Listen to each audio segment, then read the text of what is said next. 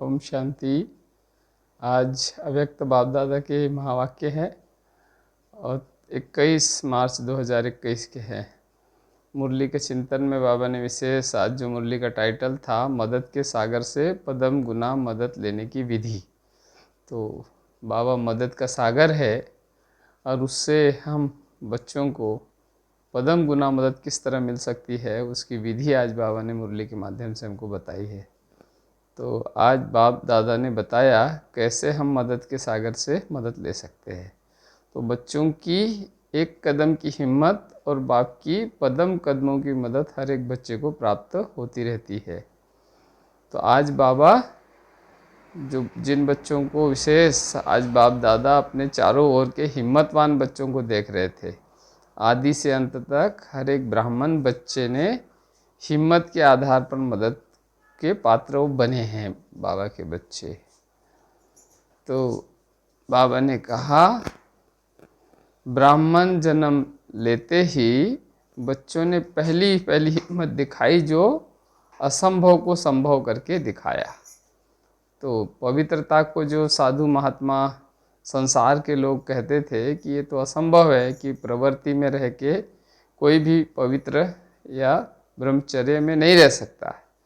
यदि कोई जंगल में संन्यास करता है, जंगल में जाता है, पहाड़ों कंदराओं में रह के ही कोई पवित्र रह सकता है। तो बाबा कहते हैं कि तुम बच्चों ने घर गृहस्थ में रह कर भी पवित्र बनने की या पवित्रता की धारणा अपनाने की हिम्मत दिखाई। तो ये सबसे बड़ी बात थी जो बच्चों ने, ब्राह्मण बच्चों ने जन्म लेते ही उनको वरदान मिला पवित्र भाव का और उनने उसको निभाया। फिर बाबा ने कहा द्वापर के नामी ग्रामी ऋषि मुनि भी जिस पवित्रता की बात को खंडित करते रहे हैं, आपने उसको नेचुरल रूप में अपना कर दिखा दिया। तो कहते हो कि यह तो आत्मा का अनादि और आदि निजी स्वरूप है, इसमें मुश्किल क्या है। तो बाबा के बच्चे कहते हैं तो कोई मुश्किल नहीं है, क्योंकि ये तो हमारे आत्मा का ही अनादि आदि स्वरूप है पवित्रता, तो इसमें कोई कठिनाई वाली बात नहीं है।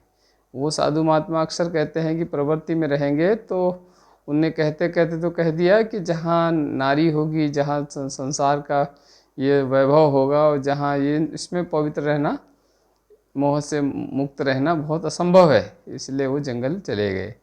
उनने सारे संसार को ही त्याग दिया और उसको ही सन्यास कहा। पर वास्तव में परमात्मा ने कहा नहीं, वहाँ तो हम समस्याओं से दूर भाग करके समस्याओं से कभी विजयी नहीं बन सकते, क्योंकि जंगल में जाएंगे तो वहाँ समस्याएं नहीं होगी, तो वहाँ तो विजयी बन ही जाएंगे।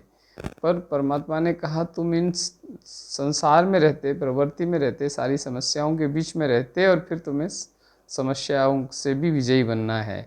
ये वास्तव में तुम्हारा सच्चा, वास्तव में बुराइयों से संन्यास है जो बाबा ने हमको सिखाया है।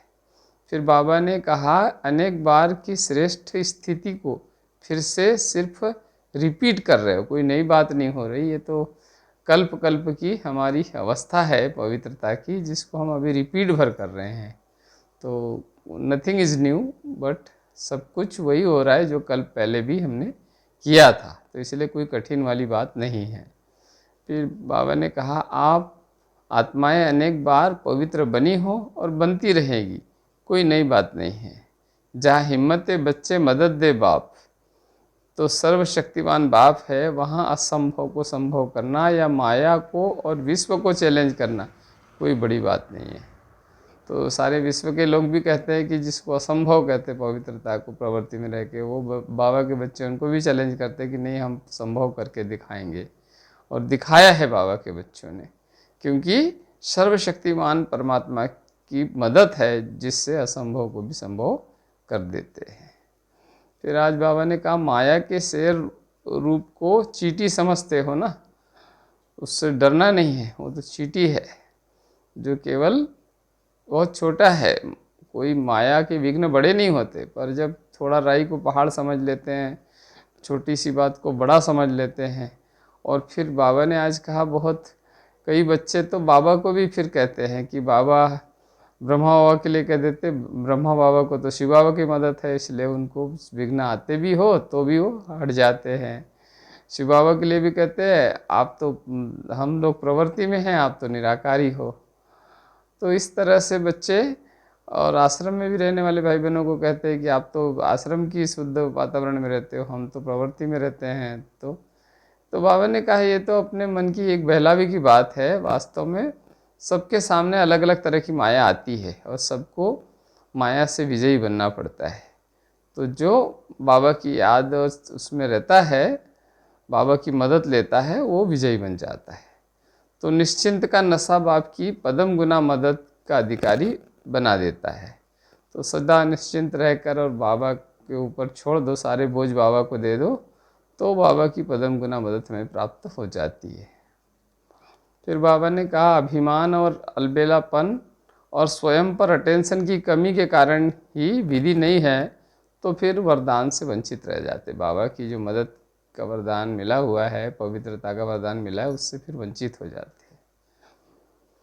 तो बाबा कहते हैं सागर के बच्चे होते भी छोटे छोटे तालाब बन जाते हो। जैसे कितना बड़ा सागर अथाह, जिसमें गहराई है, अथाह जल राशि है, तो उसके बच्चे होने के बाद भी छोटे छोटे तालाब बनकर रह जाते। फिर वो तालाबों का पानी क्या होता है, उसमें ना स्रोत आने का होता है, ना वो पानी बहता है।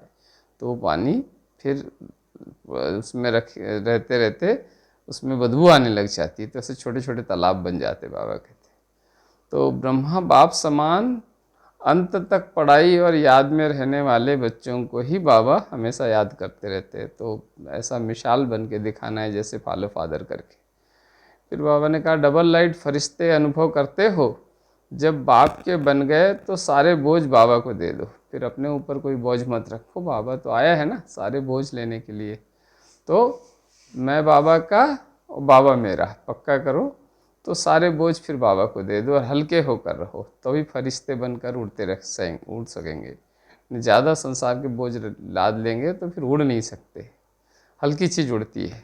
तो लाइट माइट स्वरूप बन करके, फरिश्ता बन करके और सदा उड़ते इसमें रहो। फिर बाबा ने कहा थोड़े थोड़े पुराने स्वभाव संस्कार समाप्त हो गए हैं या अभी भी इसको खजाना समझ कर रखे हुए हैं, तो बाबा को दे दो, क्योंकि बाबा तो आए ही है। सब सारे पुराने स्वभाव संस्कार बाबा कहता मुझको चढ़ा दो और तुम देवी देवता बनकर, पवित्र बनकर आगे सतयुग की दुनिया में चले जाओ। फिर आज बाबा ने कहा अगर थोड़ा भी पुराना कर्ज रहा होगा तो माया का मर्ज लगता रहेगा, फिर माया की बीमारी लगती रहेगी। पुराने कर्मों का बोझा या कर्जा होगा तो माया का मर्ज या बीमारी फिर लगती रहेगी। सदा वाह वाह के गीत गाते वाले हो या फिर हाय हाय के गीत गाते हो। बाबा ने कहा सदा वाह वाह के गीत गाना है। वहाँ मैं वहाँ मेरा श्रेष्ठ कर्म, वहाँ मेरा श्रेष्ठ समय, वहाँ मेरा श्रेष्ठ भाग्य। तो गलती से भी हाय हाय तो नहीं करते हो ना, नहीं तो फिर हाय हाय के गीत गाने लग जाते। फिर बाबा ने कहा संगम योगी स्वराज्य अधिकारी आत्मा बने हो, हर कर्मेंद्रियों पर अच्छा राज्य है, कोई धोखा तो नहीं देती कर्मेंद्रियाँ, क्योंकि कर्मेंद्रियों से ही विकर्म होते हैं। बाबा ने कहा नशा और निश्चय से आगे बढ़ते चलो, और क्रोध तो नहीं आता, क्रोध आना भी कमजोरी की निशानी है, तो इसलिए सदा क्रोध मुक्त होकर रहना है। फिर वरदान में बाबा ने कहा बाप समान अपने हर बोल व कर्म का यादगार बनाने वाले दिल तख्त नसीन सो राज्य तख्त नसीन भाव।